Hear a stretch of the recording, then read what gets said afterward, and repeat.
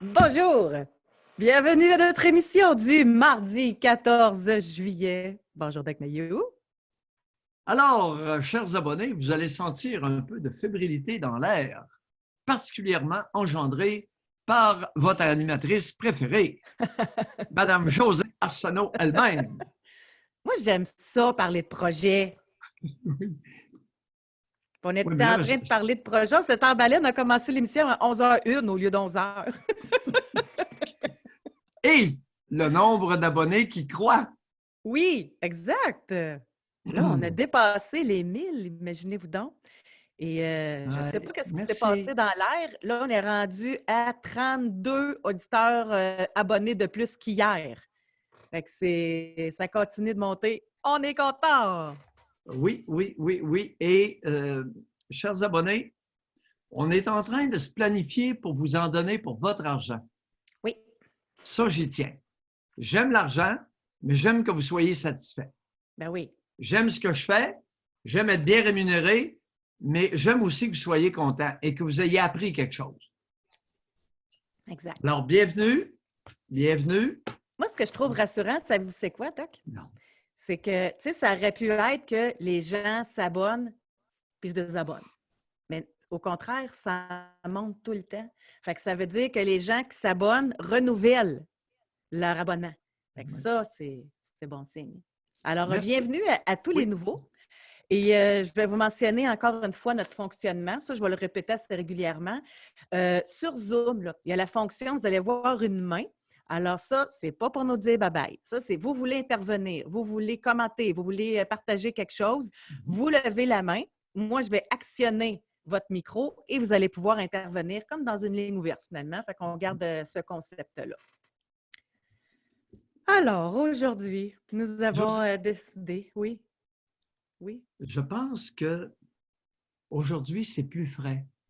As-tu remarqué comment on respire plus facilement? Ah oui, oui, on voit ta température, vraiment. Ben oui. Bon. Maintenant qu'on peut respirer légèrement avec plus de facilité, d'autant plus qu'hier, nous n'avons eu qu'un seul décès dans les dernières 24 heures causé par le virus chinois. Un mort en 24 heures. Bon, il va peut-être, écoute, la semaine prochaine, ils vont peut-être nous en rajouter un ou deux, mais tout de même, parce que la comptabilisation des décès est clopin-clopine. Bon, ceci étant dit, maintenant qu'on peut respirer un peu plus avec le virus chinois, est-ce qu'on pourrait s'attarder à une autre urgence? À une urgence éducative, chers abonnés. Urgence éducative, oui. Une urgence éducative en lien avec l'apprentissage de l'affirmation de soi. Vous me voyez venir avec mes gros sabots? Quelle attitude éducative y aurait-il urgence à développer pour favoriser l'affirmation de soi, particulièrement chez les femmes? Oui. Maudit sexiste comme Mayou, hein? Il veut que les femmes s'affirment davantage. Là-dessus, non. À matin, c'était borderline, là. Mais là-dessus, vous avez entièrement raison. Et nous allons choisir la voie royale de l'affirmation de soi, qui est l'éducation au débat, l'éducation à la négoce. Imaginez-vous donc qu'on peut commencer ça tôt dans la vie des petits gamins. Et quand je dis gamin, j'inclus gamine, particulièrement, parce que ce n'est pas leur point fort. Pas facile pour elles. Éducation au débat et à la négoce entre les enfants, à la table particulièrement ou dans les jeux, mais aussi avec les parents. José, qu'est-ce qu'on fait de l'école? entre les enfants à l'école et avec les enseignantes à l'école. 94% de femmes qui enseignent au primaire. Tout à fait. Bon. C'est quoi un débat? Évidemment, il faut définir les concepts. Qu'est-ce que c'est ça, un débat? Dans le dictionnaire, on peut lire « discussion organisée et dirigée ».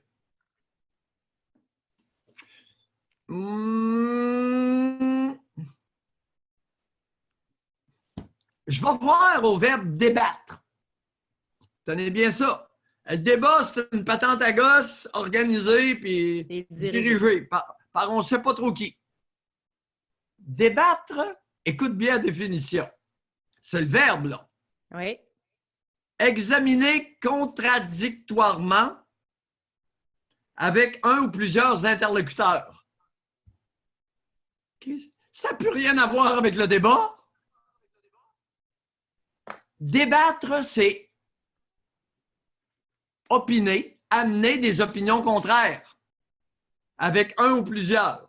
Un débat, j'ai l'impression que c'est la définition, genre débat organisé, comme lors du débat des chefs. C'est organisé, c'est dirigé, c'est plus dans ce sens-là qu'au lieu. C'est comme si la définition, là, je ne l'ai pas vue, il n'était pas capable d'imaginer que même dans notre quotidien, on pouvait avoir des débats, là. C'est comme si, effectivement, c'était toujours organisé, structuré. C'est ce que j'en comprends, là. Écoutez, on va débattre sans débat. Ça a pas de... Les mots, parfois, là, sont des emphages, mais on en parle. Alors, débattre, c'est émettre des propos contradictoires avec un ou plusieurs personnes, peu importe l'âge. Oui. Mais ça, je pense qu'en passant, les deux genres ont de la difficulté à débattre, je pense. Ou, encore une fois, là, vous allez être ratoureux et vous allez dire que les hommes qui ont de la difficulté à débattre, c'est parce qu'ils sont féminisés. Mais le nombre d'hommes là, qui boudent là, quand tu t'astines ou que tu argumentes, c'est pas juste s'abstiner pour abstiner. Là. Hey, il y a des boudeux dans la population masculine. Là. Qu'est-ce que tu fais du club des pleureuses? Mon expérience personnelle, à chaque fois que j'ai voulu débattre avec une femme, elle s'est mise à pleurer. Bon. Mais là, c'est moi, là. Tu sais. Choisissez pas bien, là, c'est peut-être ça le problème. 1-0. Maintenant, négocier. Oui. C'est quoi cette maudite affaire-là? Ça, les femmes ont de la misère. Pardon? Les femmes ont de la misère avec ça. Non. C'est discuter en vue de régler un différend.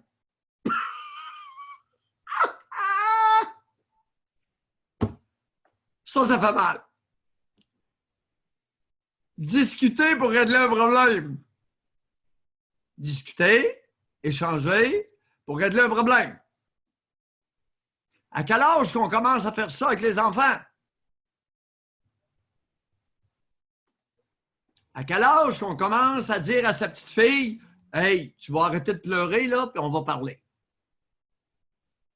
Maudit niaisage, là, rendu à 9 ans, là, ça commence à faire. Non, non. On va discuter, puis on va essayer de régler le problème.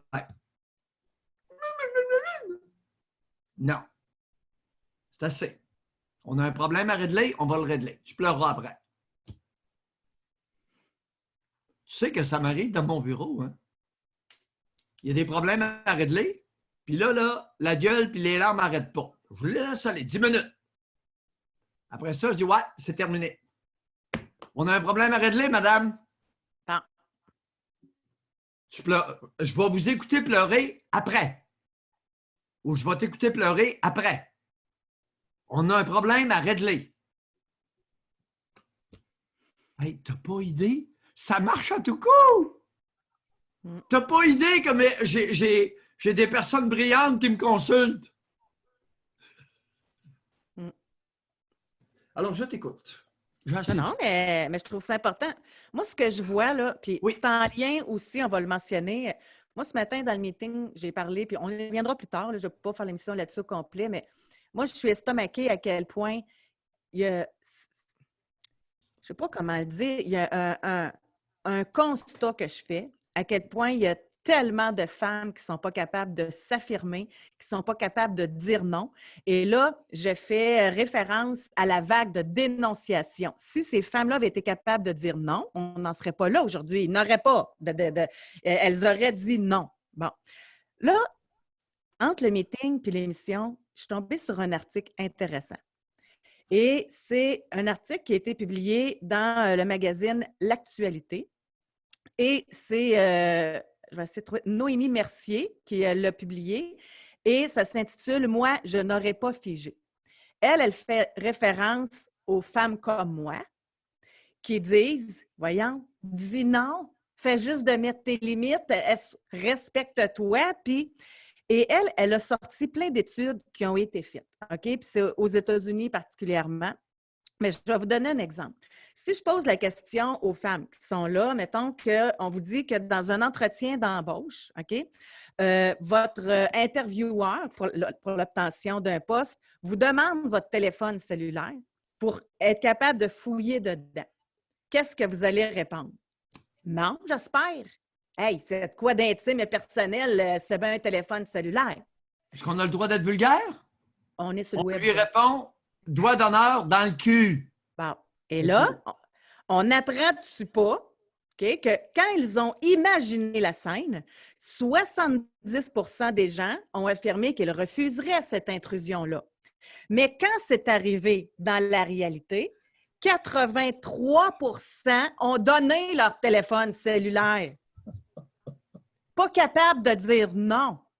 Fait qu'entre le fait de se dire « moi, j'aurais dit non » et « je dis non », il y a une marge chez notre population féminine et ça, c'est inquiétant. Ça m'a amené à réfléchir. Puis c'est intéressant l'article, sérieusement.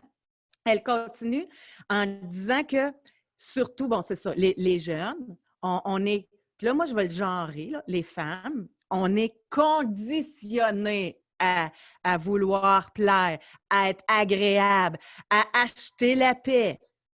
Tu sais, c'est tout ça, ça fait en sorte que quand tu te retrouves devant un geste qui te semble déplacé, bien, c'est peut-être là que malheureusement, il y en a qui ne savent pas comment réagir. Ils n'ont pas appris à dire non. Ils ne savent pas comment dire non. Mais là, il y a juste un autre point que je vais apporter, parce que ça, c'est dans certaines situations, mais là, dans ce qu'on voit présentement, y a-t-il eu véritablement un danger là, pour toutes celles qui ont dénoncé? Là? Est-ce qu'elles se sont senties achalées? Est-ce qu'elles se sont senties dérangées ou agressées? Moi, c'est là que je ferai attention. Là. En tout cas, ça, c'était ma petite parenthèse en lien avec l'actualité du jour. Mais c'est là, ça rejoint ce que vous dites. Il faut, au lieu de conditionner l'enfant à obéir, il faut conditionner l'enfant à s'affirmer. Puis c'est une femme qui a écrit ça. Oh, Mais j'ai trouvé ça bien intéressant. Et là, la question qu'on vous pose, là, on est mardi, normalement, on a plus d'appels, on a plus de mains levées le mardi. Êtes-vous capable de dire non? Êtes-vous capable de vous affirmer? Voulez-vous nous raconter des événements que vous avez vécus? Puis si vous n'êtes pas capable de dire non, d'autant plus levez la main pour qu'on comprenne d'où ça vient. Oui. Fait que là, la parole est à vous, là. Les hommes, là, quand je mentionnais tantôt que je pense qu'il y a beaucoup d'hommes, là, on revient au débat, là. Il y en a combien des hommes qui, à un moment donné, arrêtent pour acheter la paix? Ou pour se garantir une vie sexuelle active, là? C'est peut-être ça que vous allez dire. C'est stratégique. Quel est le pourcentage parmi nos abonnés? J'aimerais savoir ceux qui sont pères de fillettes. Êtes-vous capable d'accepter un débat avec votre fillette? Un débat en proportion de son âge. Êtes-vous capable d'accepter de négocier avec votre fillette? Vous pensez que c'est plus difficile pour un père avec sa fille que pour une mère avec sa fille? Écoute, la princesse qui est adulée doit obéir au doigt et à l'œil. Elle ne peut pas devenir un être à part entière. Elle n'a pas le droit. Elle est la princesse de. Elle est adulée. Alors, un père qui adule sa fille la prive nécessairement de sa liberté. C'est comme entrer en religion, ça. tous les fervents croyants renoncent à leur sens critique. Tous. Parce qu'ils épousent des dogmes. Alors, le père qui embarque sa fillette dans un trip de princesse, t'es ma princesse, puis t'es la meilleure au monde, t'es la plus belle, puis il la prive nécessairement de son sens critique. Et lorsque elle va vouloir l'affronter, la plupart de ces pères-là deviennent violents, verbalement et physiquement. Au bout d'eux. Différents mécanismes, la faire sentir coupable, la menacer d'une privation d'affection, qui est, en fait, compte, privation du sentiment amoureux. Moi, il y a quelque chose qui m'interpelle, Marie. Soumission à l'autorité, car étant jeune, quand tu dis non à ton père sur des attouchements et qu'il continue, pas facile, rendu adulte, de s'affirmer. Les chatouillis du bonhomme?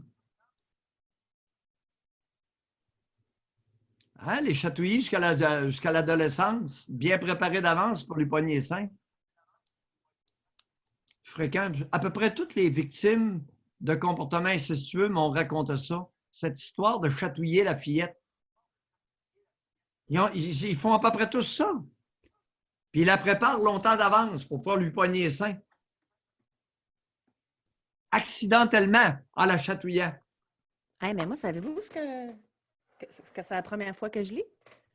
Je suis restée sur le message de Marie. Là. Moi, je pensais que les jeunes filles victimes d'attouchements, d'agressions de la part de leur père, grand-père, qui n'étaient pas capables de dire non. Mais là, elle, quand tu dis non à ton père et qu'il continue, ça veut dire qu'elle a dit non, là? Oui.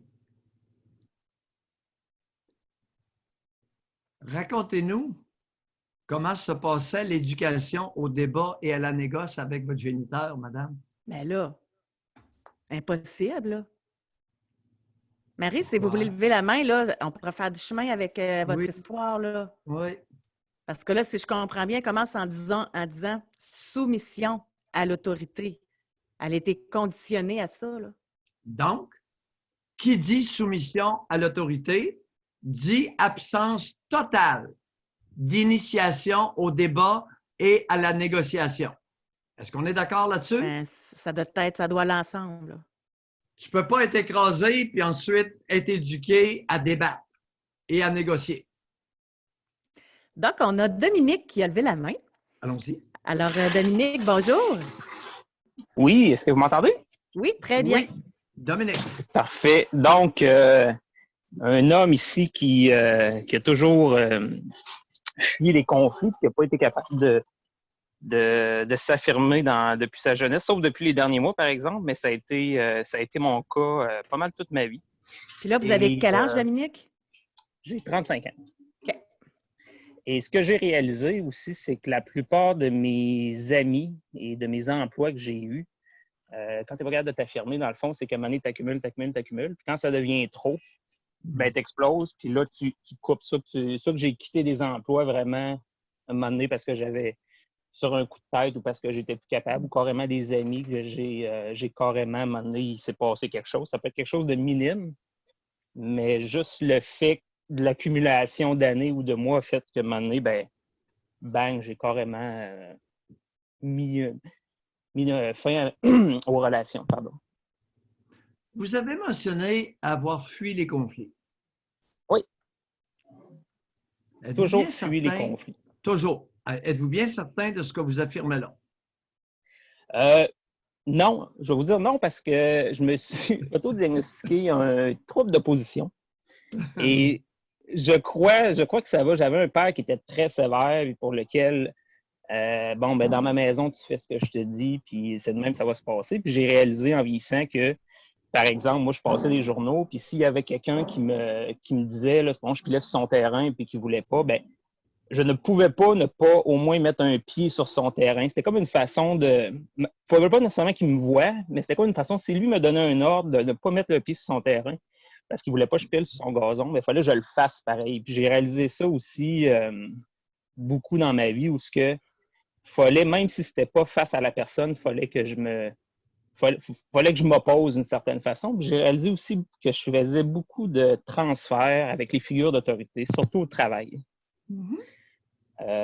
Mon patron, par exemple, j'ai tout le temps l'impression qu'il me juge sur ce que je fais. J'ai l'impression qu'il, un peu comme mon père qui me jugeait beaucoup d'une certaine façon. Là, je me dis, bon, là, il passe dans l'entrepôt, je suis sûr qu'il me regarde, je suis sûr qu'il regarde si je travaille, alors que là, probablement que c'est aucunement le cas. Fait que je trouve que dans ma vie, ça a énormément joué sur toute ma vie au complet nécessaire. Votre père s'y est pris comment pour asseoir son autorité abusive sur vous?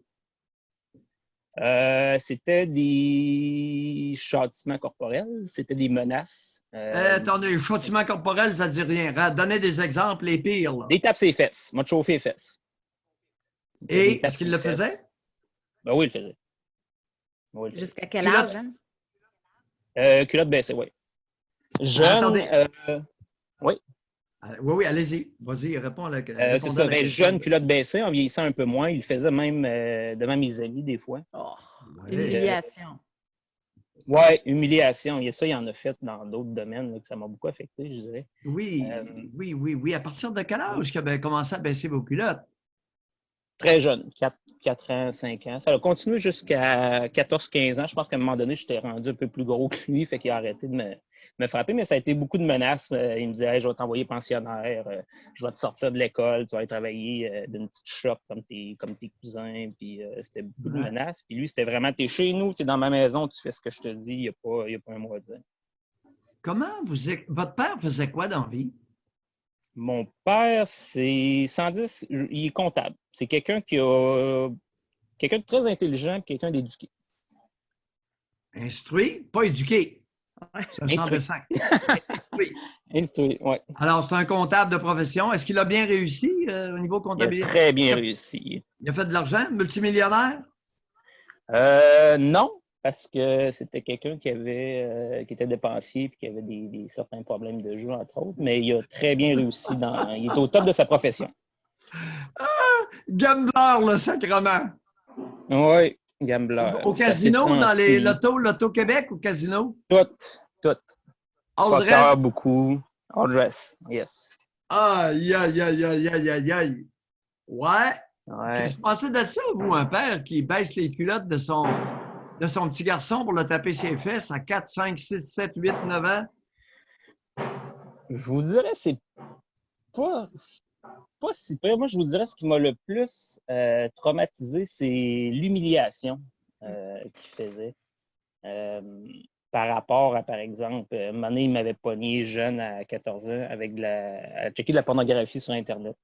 Puis là, il s'était dit, gars, tu viens à côté de moi. Puis là, il regardait toutes les images. Puis il voulait vraiment m'humilier. Puis là, il m'a dit, gars, ça, là, c'est pas la vraie vie, ce qui se passe. Vous avez voulu me devancer, mais vous avez raté votre dépassement. Oh. Oui.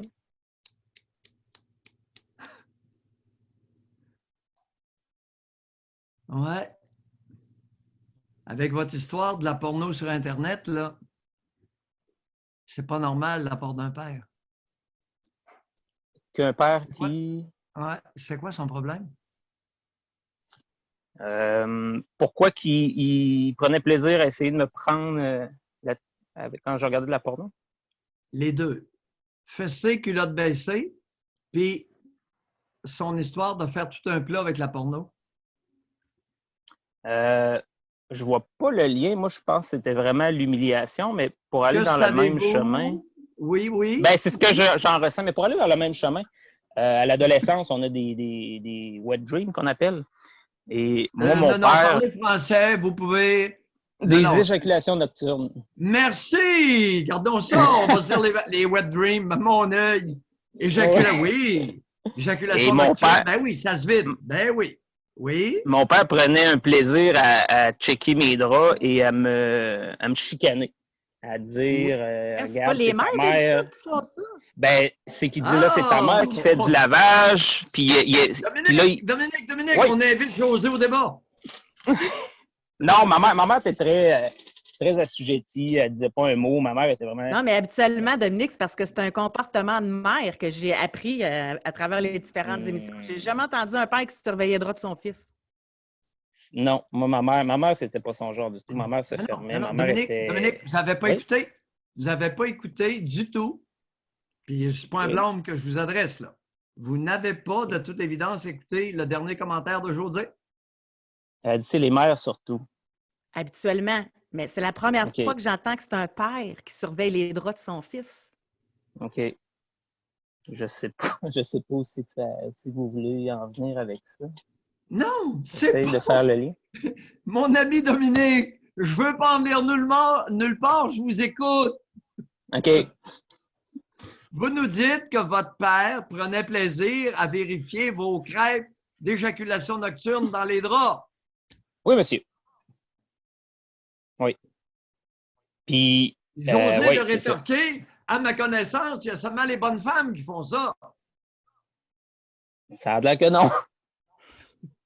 Je viens d'apprendre de D'accord. quoi? Ouais.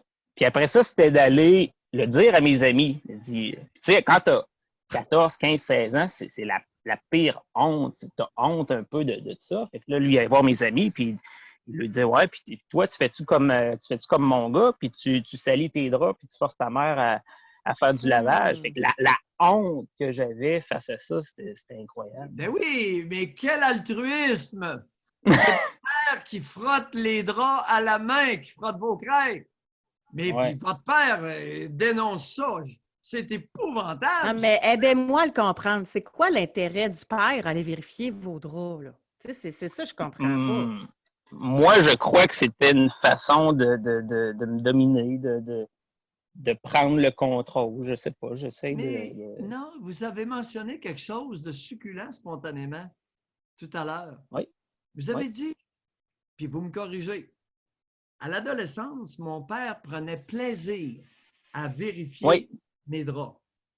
Est-ce que c'est Oui. bien est-ce que c'est bien ce que vous avez dit? Oui, c'est ce que j'ai dit. Je l'ai écrit pendant que vous parliez. OK. Mais j'ai l'impression que le plaisir venait au fait de me prendre et de m'humilier. Je voyais dans son visage qu'il aimait ça. Il prenait un malin plaisir. Aussitôt qu'il voyait que là, il avait trouvé ce qu'il voulait et qu'il pouvait me rabaisser, si on veut. Et si le plaisir qu'il prenait avait une autre facette? Je vous écoute. Non. J'ai dit ce que j'avais à dire. Oui. Attendez un peu, j'essaie de... Oh, Je peux te poser une question ou il faut que ça vienne de lui? Ben tout seul? oui. Bonjour. Non, aidez-moi. Parce Madame que moi, Josée. ce que je me demande, là, puis vu de l'extérieur, vous l'avez vécu, là, mais il checkait vos draps, OK? Puis Ouais. en plus, il vous a humilié avec la pornographie. Et coudonc, il ne voulait pas que vous ayez une vie sexuelle. Il ne comprenait pas que vous pouviez avoir une sexualité. J'imagine.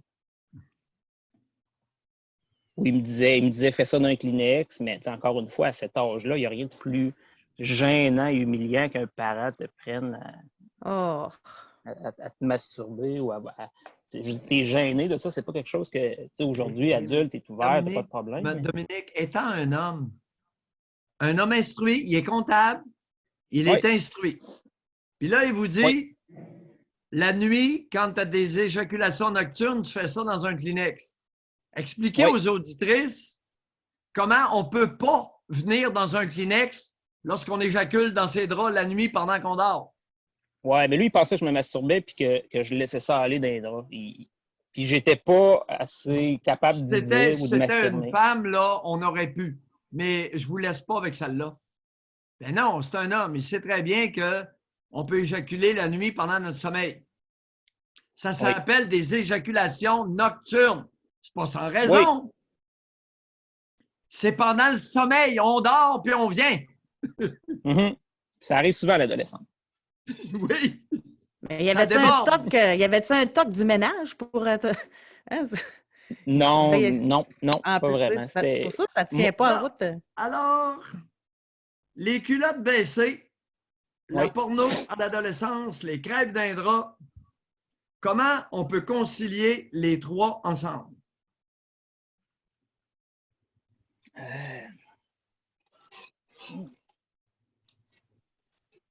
Par rapport à moi ou par rapport à lui? Par rapport à lui, évidemment. Je dirais, eh boy, on a un peu. Peut-être une sorte de vengeance, une façon de. Je vengeais de quoi? Que vous ayez des testicules? Ben, j'étais très opposant à lui. C'était peut-être une façon de m'abaisser. Étant donné que j'étais peut-être un. Quoi? Dominique, Oui. vous êtes brillant, sortez-en de meilleur que celle-là. Là. J'étais très J'essaye. Et on l'entend travailler fort, Dominique. Oui, j'essaie de faire des liens, puis j'ai. Regardez, qu'est-ce que vous ne voulez pas voir de cet homme-là? Qu'est-ce serait le pire que vous pourriez découvrir de cet homme-là? Le pire. J'ai un peu pitié de lui d'une certaine façon. Parce que vous dites souvent voir vos parents tels qu'ils ont été et non comment ils sont présentement. Alors, présentement, j'ai une bonne relation avec mon père.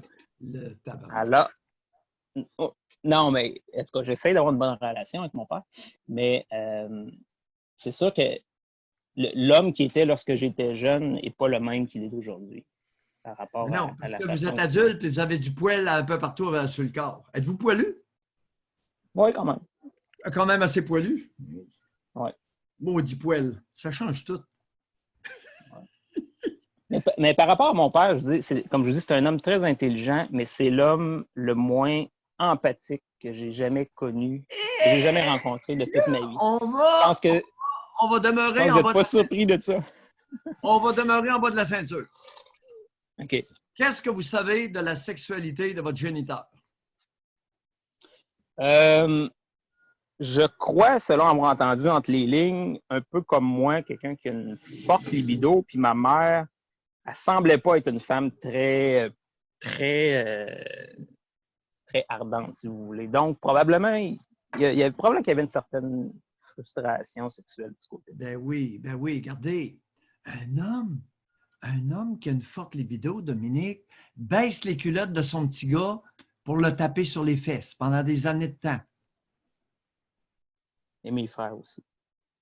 Mais surtout moi, parce que j'étais le mouton noir de la famille. Oui, surtout vous. Est-ce qu'un homme, chers abonnés, est-ce qu'un homme qui a une forte... Qu'est-ce que fait un homme qui a une forte libido? Dominique, qu'est-ce que ça fait un homme qui a une forte libido? Ben, s'il y a une forte libido qui n'est pas assouvie, il y a une pulsion, puis une certaine, je pense, une certaine agressivité associée, ça se peut-tu? Dominique, un homme qui a une forte libido, ça copule. Ouais, mais mon père, je pense pas qu'il l'ait pas. Puis ça se masturbe devant la porno. OK. Fait qu'il faisait il faisait de la projection, ça se peut-tu? Il aimait pas le comportement que je faisais alors que lui, il le faisait lui-même. Fait que c'était une façon, ça se peut-tu que c'est une façon de punir un comportement que lui ne pensait pas digne. Vous savez, Dominique, oui. Vous l'aimez beaucoup, cet homme-là? Oui. Oui. Oui, vous l'aimez beaucoup. Si je vous disais que cet homme-là a démontré un intérêt sexuel envers vous depuis votre plus bas âge, vous diriez quoi? Puis gênez-vous pas de me traiter de fou, là. Écoutez, c'est peut-être ce que je voulais pas en arriver, comme vous avez dit tout à l'heure. Ça me surprendrait. ça me surprendrait. Vous êtes candide. Moi, j'en reviens pas. Vous êtes vraiment candide. Je suis quelqu'un de très modeste. Je suis capable de dire mes torts. Non, vous êtes candide. Oui, vous êtes fin, mais vous êtes candide. C'est là que je voulais pas en arriver.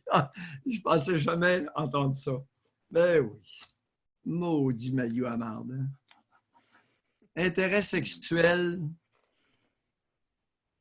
Ouais.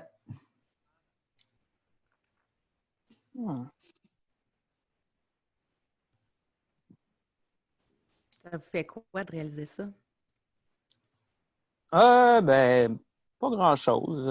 Je veux dire, non, pas grand-chose. Vous le saviez, mon espèce de Dominique. Vous avez appelé Non, ça. je vous jure que je ne le savais pas. Non, non, mais regardez, non, pas le savoir. Vous l'aviez Moi, j'ai toujours pressenti. cru. Oui, J'ai toujours cru que c'était vraiment une façon Oui. de dominer, d'abaisser. oui, oui, oui. Et Est-ce il y a que quelque chose vous que vous êtes- dites. Oui, allez-y. Ben, vous dites souvent le respect que les parents devraient avoir envers leurs enfants par rapport à ce qu'ils aiment dans la vie. Puis moi, par rapport à mon père, c'est quelque chose que j'ai jamais eu par rapport à mes intérêts, par rapport à mes passions, même des choses tout à fait normales. Je vais vous donner un exemple. Moi, j'ai commencé à courir des marathons très jeune. Oui. Puis mon père me regardait quand je revenais d'un entraînement tout en sueur. Puis là, il me regardait avec des yeux. Il virait les yeux en l'air en voulant dire le trouble que tu te donnes, tu es tout en sueur. Peu importe ce que je faisais, même si c'était toujours une déception. C'était toujours. Comment expliquer, Dominique, que votre père n'aimait pas vous voir en sueur? Là, je pense que ça. Je pense qu'il y a un lien avec ce que vous avez dit tout à l'heure. Mais c'était Attendez, c'est-à-dire? ben, une attirance sexuelle envers son garçon. Dans la sueur, Dominique, on exulte ou on transpire des phéromones. Oui.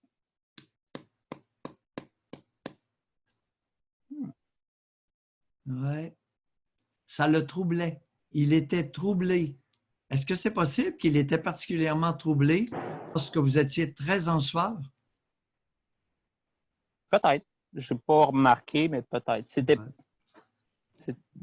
plus, comme je dis, de s'opposer à tout ce que j'aimais. Je n'étais jamais assez parfait, j'étais jamais assez à la hauteur, peu importe ce que je faisais. Oui. Oui.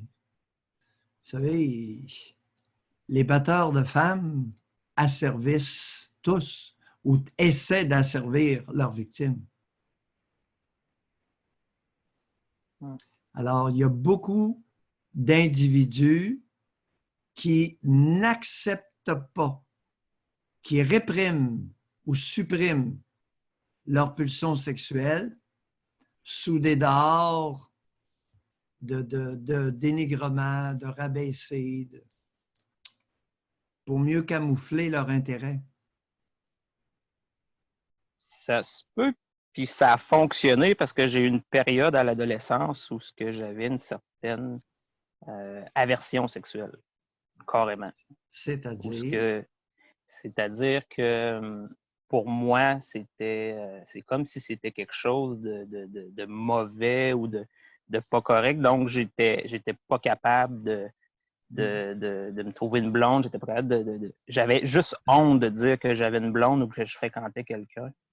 Puis par rapport au sexe, j'ai été plusieurs années à l'adolescence où je me cachais ou je ne voulais pas tout simplement, au point même de consulter. Puis, ouais, c'est ça. Fait que ça a fonctionné. Si c'était son but, c'était... Dominique, si je peux me permettre, là, avec un père qui surveille vos draps, avec un père qui vous émilie avec la pornographie, moi, je ne m'attendais pas à autre chose que ça. Là. Ça doit Mais être pour lui, j'étais dans dans sa maison, fait qu'il avait le droit de faire ce qu'il voulait. J'étais dans sa maison, donc c'était son royaume. Il pouvait faire ce qu'il voulait d'une certaine façon. Il avait le droit d'aller checker en dessous de mes draps. Puis la relation avec mon père s'est améliorée à partir du moment où j'ai quitté la maison. C'est pas une surprise. Là.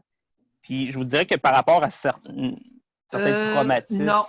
Non. Votre père, est-ce qu'il est possible que votre père ait changé d'attitude envers vous lorsque vous êtes devenu poilu? Oui, parce que je suis devenu plus grand, plus fort que lui. Fait qu'il a arrêté de... Je veux dire, il a vu qu'il ne pouvait plus me frapper. Il a vu qu'il ne pouvait plus Non, vous avez très bien entendu. Poilu! Mais à part ce que vous dites... On commence à être poilu pour la peine? De 14 ans? Non. Je ne parle pas d'un petit peu de poil au pubis. Poilu sur le thorax. Pour la peine, oui. 18, 19 ans, 20 ans. Merci. Ça avait une maudite bonne mémoire. Oui, écoutez, ça, il y a une différence entre la puberté puis le plein épanouissement, la pleine expression des caractéristiques sexuelles secondaires. Alors, les hommes commencent à être poilus, 17,5, 18, 19. Michel, OK. Parce qu'on a notre prochaine intervenante qui va ouvrir son micro. Oui. OK. OK. Excellent, Dominique. Merci beaucoup de votre candeur. Eh En oui. effet. Il n'y a pas de Ouais. quoi. Merci beaucoup. Bonne réflexion. Et un de Ouais, ces laissez quatre, voir. vous pouvez nous rappeler, pour nous en donner des nouvelles, dans un certain temps, vous pourrez nous rappeler pour nous dire, un jeudi, entre autres, pour nous dire quel impact a eu la réflexion d'aujourd'hui. S'il y en a eu un, puis s'il n'y en a pas, puis si ça a été négatif, vous rappelez pareil. Correct? Parfait. Oui, merci beaucoup. Bye. Bye, Dominique. Au revoir. La beauté avec notre émission, José, c'est qu'on peut faire un certain suivi, non? Ben Qu'est-ce que oui. tu en penses? Ben, j'adore ça, moi. J'ai dit d'ailleurs, on attend l'appel de Sarah, là. Donc, alors, Marie, maintenant, oui, à bonjour. vous la parole. Bonjour, Marie. Ça prend du courage pour vous appeler. Et ça prend peut-être un peu de courage pour faire l'émission avec vous autres, les amis. On vous écoute, Marie. Ben, moi, j'ai vécu l'inceste avec mon père, puis je lui disais non, je veux pas que tu me touches, puis non, puis il continuait pareil. Oui. Aujourd'hui, c'est encore difficile pour moi le non. Je me sens coupable quand je dis non. Ouais. Mais je dois prendre, ce que j'ai trouvé, c'est que je dois prendre un recul, regarder vraiment à l'intérieur de moi, puis après, je dois revenir pour me convaincre de mon non, puis revenir en parler. Mais des fois, c'est difficile parce que j'aimerais être en possession de ce que je suis, puis d'affirmer mon non tout de suite. Mhm. Ça, j'y arrive pas. Oui. Alors, Marie, racontez-nous l'inceste avec votre père. Ben, c'est un peu difficile parce que je me souviens vers 5 ans, mais je sais qu'un jour, il a dit qu'un bébé qui était en couche, ça l'excitait. Racontez-nous ce que vous avez vécu. Ce que j'ai vécu, c'était à plusieurs reprises pendant des années il venait dans mon lit des fois il me berçait. Mais comme vous disiez l'autre fois, c'est la seule affection que j'avais. Marie, de quel âge? Racontez-nous les comportements incestueux. Il allait dans votre lit et il vous berçait. Jusque-là, ce n'est pas encore tellement incestueux, là. Ouais, ben, le plus souvent, c'était en auto. Et il savait que j'aimais conduire, fait qu'il me faisait asseoir sur lui, puis il me faisait conduire, puis là, il me touchait. Puis là, je lui disais non, non. Puis il continuait pareil. Oui, c'est très fréquent, ça. Qu'est-ce que vous aviez quel âge en auto? J'avais à peu près, à ce que je me souvienne, 5 ans, 6 ans, 7 ans. 5, 6, 7. Jusqu'à quel âge la dernière fois en auto? Je me dirais jusqu'à peut-être 11 ans, là. Tu sais, là, je commençais à plus aller en auto avec, là. C'est plus moi qui tassais, là, j'essayais de me sauver. OK. Et qu'est-ce qu'il faisait pendant que vous conduisiez l'auto? Assis sur lui? Il mettait son doigt dans mon vagin. Puis des fois, quand on allait au chalet, on allait à un petit ruisseau, puis tu sais, je me sentais coupable, mais en même temps, aujourd'hui, je sais que c'était pas de ma faute, là. Puis il m'emmenait quelque part, puis il me faisait des cunnilingus. Puis je disais non. Puis je disais non, mais il n'arrêtait pas.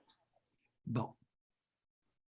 Est-ce que vous vous souvenez, les cunnilingus, là, les caresses buccales sur votre vulve, c'est de quel âge à quel âge?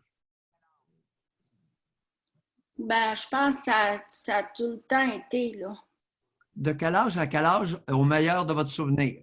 Peut-être jusqu'à 11 ans. Je dirais de 5 ans à 11 ans, à peu près, que je me souviens. OK. Vous vous souvenez jusqu'à 11 ans. Et est-ce que vous vous souvenez de la sensation que ça engendrait quand il vous caressait avec sa langue? Non, parce que je regardais les arbres en haut. Mais je sais qu'avec son doigt, ça me faisait mal. OK. Ça faisait comme une aiguille, là. Oui. C'était déplaisant. Puis là, je lui disais, ça me Ben, fait mal, puis arrête. Puis il disait non. pourquoi? Comment? Maintenant, vous avez quel âge, Marie? 59. 59 ans. Bon. Pourquoi vous pensez que ça vous faisait mal comme une aiguille quand il rentrait son doigt dans votre vagin? Non, c'est quand il touchait à mon clitoris que ça faisait ça. Ah oui? OK. Ça faisait comme une aiguille? Ouais. OK. Maintenant, vous dites, vous, à 11 ans, il vous caressait la vulve avec sa bouche et vous regardiez dans les arbres. Ouais. J'avais comme. On dirait que je me coupais, là. Hmm. Je me coupais parce que je savais pas comment faire, puis j'avais beau dire non, mais il continuait pareil. Fait que j'avais comme pas d'issue. Est-ce que vous avez consulté concernant ça? Oui, un peu. Savez-vous pourquoi que je vous pose la question? Non. Vous avez intégré le langage des intervenantes. C'est pas ça qui est arrivé. D'où ça vient? Je me coupais, j'avais pas d'issue. Ben, dans ce que je me rappelle que je regardais les arbres, mais je suis pas Oui. capable de me rappeler la sensation qu'il y avait. Bon, mais je me coupais puis j'avais pas d'issue, là. N'est-il pas exact de dire que c'est le langage des intervenantes? Vous avez pris ces phrases-là des intervenantes que vous avez consultées? Non, parce que j'avais entendu des choses, puis je savais que si je parlais à ma mère que ça allait pas fonctionner, je le savais que si je me confiais avec à quelqu'un que c'est moi qui allais sortir de la famille, ça allait pas être l'agresseur. Vous Fait que saviez ça à je me cet âge-là? sentais toute seule. Vous saviez ça à cet âge-là? Oui, je le savais parce que j'avais entendu une petite fille qui avait dit au capitaine Cosmos, elle est allée lui dévoiler qu'elle vivait l'inceste, puis le lendemain, c'était ses journaux. Fait que moi, quand j'ai vu ça sur le journal, je me dis, je peux pas me confier à Attendez, quelqu'un. là. José, je ne suis pas sûr d'avoir bien compris. Capitaine Cosmos, là, c'était dans les 7 Alipopettes, hein, Marie? C'est ça. Puis ça, les jeunes étaient invités à participer à l'émission. Puis si je comprends bien, pas pendant l'émission, mais avant ou après, il y a une petite fille qui s'était confiée au capitaine Cosmos sur ses agressions. Puis sûrement que lui, il avait dit, une fille s'est confiée à moi, puis que ça avait fait les journaux sans identifier la petite fille, j'imagine. Mais Ouais. vous, ça a été associé à, oh, je me confie, tout le monde le sait, là. C'est... Ouais. Oh boy! Ouais.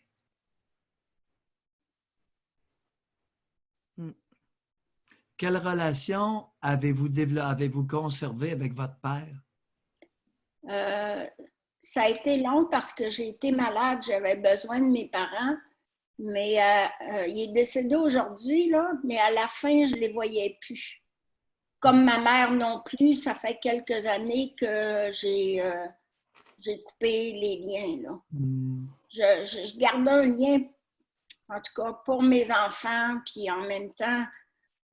Marie, qu'est-ce que vous venez de dire là? Ouais. Qu'est-ce que vous venez de dire là? Je gardais un lien parce que j'avais peur que mes enfants ne comprennent pas pourquoi que j'allais pas voir ma mère. Marie, je gardais un lien pour mes enfants. On va enlever pour mes enfants. D'accord? OK. Je gardais un lien avec mon père abuseur, incestueux. Oui. Pourquoi? Vous avez 59 ans, il est mort, on peut en parler.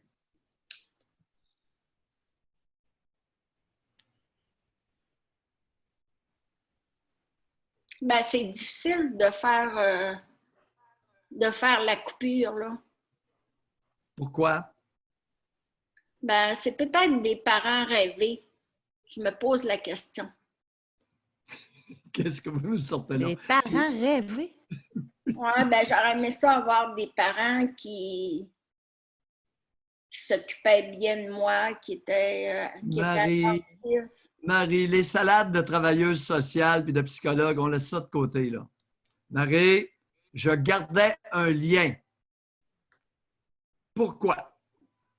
Oui, c'est vrai que c'est difficile de faire la coupure. Pourquoi avec l'abuseur? Pourquoi dans votre cas?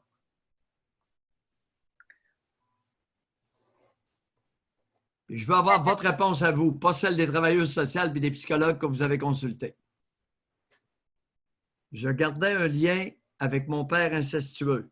Ça a été difficile de faire la coupure. Pourquoi? Puis vous le savez. Tu sais, j'avais encore besoin d'eux autres, je pense. J'avais encore besoin de lui. Non? Je pense pas. Est-il possible, Marie, que vous aviez encore besoin de lui? Et si oui, pourquoi? Pourquoi auriez-vous eu besoin de lui? Ben, parce qu'il y a un bout de temps, j'étais monoparentale, là. Oui. Puis, il aidait. Financièrement, il vous donnait combien par mois? Non, il ne m'aidait pas financièrement. Il vous aidait comment? Il m'aidait avec mes garçons parce qu'il y a un bout de temps, j'ai été malade, j'ai été hospitalisée.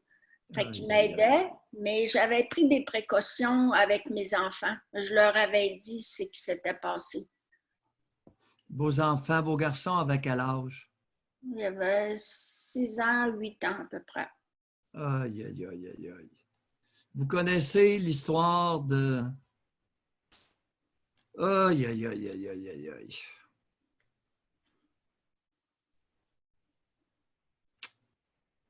Et comment ils avaient réagi, vos petits bonhommes, quand vous leur aviez raconté, je ne sais pas quoi, concernant leur grand-père?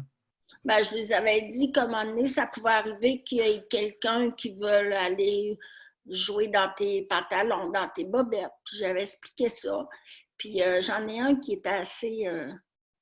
En tout cas, il questionnait. Puis il m'a dit, « Maman, ça t'as-tu déjà arrivé, toi? » Puis là, j'ai dit oui.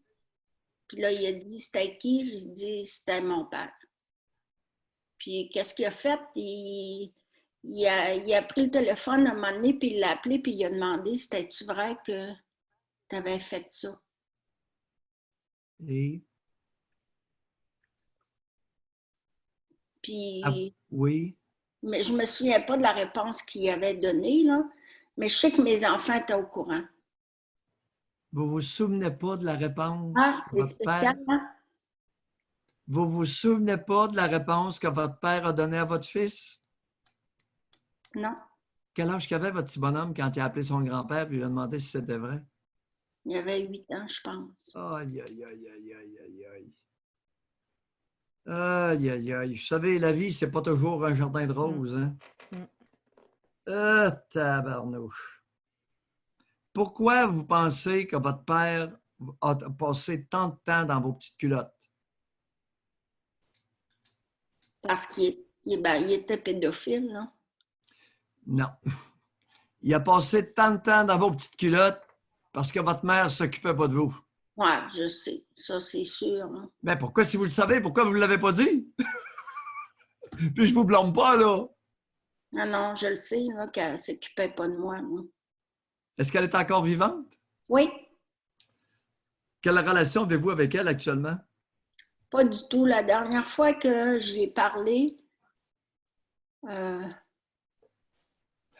tout cas, ça fait un bon bout de temps. Je l'ai appelée pour lui dire que j'étais vraiment blessée qu'elle ne s'est pas occupée de moi. C'est tout ce que j'y ai dit. Je voulais y dire avant qu'elle meure. Qu'est-ce que ça vous a fait de lui dire ça? Ça m'a fait du bien. Voilà, c'est ça qui était l'objectif recherché. Et on est bien content si ça a pu vous faire du bien. Et est-ce qu'il est possible que cette femme mérite ou De récolte mourir ce qu'elle a tout semé? seul. De mourir tout seul, oui. Totalement d'accord. Mais ça implique aussi que la famille sont toutes tassées de moi. Là. Oh oui, c'est toujours le Mais cas. Ça, là, ça me dépasse à chaque fois. Que Ah c'est oui, la victime qui se ramasse tout seul, puis l'agresseur est protégé ou le ben oui, complice. ah oui. Ouais, ils C'est sont que, toutes en entour de la mère. Marie, regardez tous les comportements que vous avez décrits dans votre lit, vous bercez en auto, au chalet, partout, jusqu'à l'âge de 11 ans. C'est évident que votre mère était complice. Voyons, C'est sûr. Elle on savait. parle, regardez, au bénéfice des abonnés, là. En tout et partout, combien y a-t-il eu de gestes sexuels de poser sur vous par ce bonhomme-là? Donnez-nous un ordre de grandeur, du nombre. Je dirais, à ma connaissance, 75, en plus de tous les autres enfants qui ont été touchés par lui. Là. Seulement sur vous, un bon 75. Ouais. Et vous êtes conservatrice? Mais Marie, vous regardiez dans les arbres Ouais. pendant qu'il vous caressait avec sa bouche sur votre vulve. Vous regardiez dans les arbres. Ben, j'avais pas le choix, là. Il me tenait là. Vous pensez que vous n'aviez pas le choix parce qu'il vous tenait? Oui. Ou vous n'aviez pas le choix parce qu'il était le seul à vous témoigner de l'attention et un peu de plaisir? Ben, en même temps, c'est un petit peu difficile. Tu sais, à un moment donné, j'avais des privilèges avec tout ça aussi. Là. Tu sais, ils pouvaient m'acheter ce que je voulais. En même temps, j'aurais voulu... Marie, regardez la couleur de ce que vous voyez dans ma face. Quelle couleur vous voyez? Ça tire sur le blanc. Ça, tu sais, possible, hein? Vous savez, vous aussi, je vais devoir vous féliciter pour votre candeur. C'est qu'avec l'abus, il y avait des privilèges. C'est pour ça que ça a duré autant d'années. Mais ça revient à ce que je vous ai entendu dernièrement quand vous avez dit quand il y a juste une goutte d'eau, là. Vous l'avez... Un cactus, là. Un cactus. Vous l'avez compris, hein? Un cactus dans le désert voit passer 4 gouttes d'eau. Il va-tu les prendre? Oui, c'est ça. Ouais. Marie, merci beaucoup, beaucoup. Il y a beaucoup de personnes, d'ailleurs, qui vous envoient de l'affection, là, justement, qui trouvent que c'est un beau témoignage que vous avez fait. Merci de votre candeur. Malgré les consultations, travailleuses sociales, psychologues. C'est pas fin ce que je dis là, hein? Bye, Marie. Bye, merci. Bye. C'est pas gentil ce que je viens de dire. En fait, c'est un peu décourageant.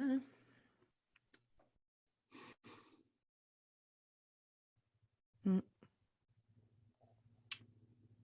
C'est que je me coupais, j'avais pas d'issue. Ce langage infantilisant et gnagna ont empêché les travailleuses sociales et les psychologues consultés de bien comprendre le stratagème de l'abuseur. Et là, après 15 minutes exactement, on en était au privilège accordé à Marie par son père abuseur sexuel. Ouais. Et tu aurais été gêné d'entendre la panoplie.